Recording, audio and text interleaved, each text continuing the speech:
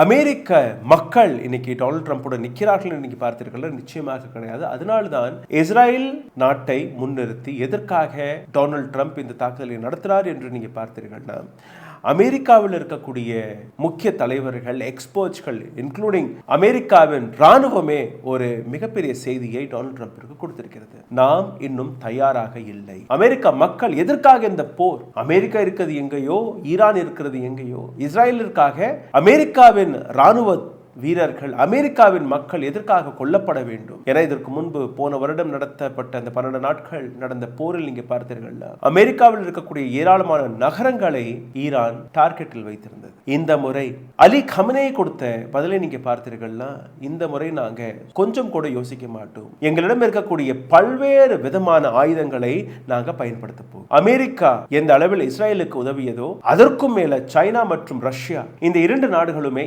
ஈரானிற்கு மிக பெரிய அளவில் ஆயுதங்களை சப்ளை செய்திருக்கிறார்கள். ஆயுதங்கள் வழியாக அவர்கள் உதவி வருகிறார்கள்.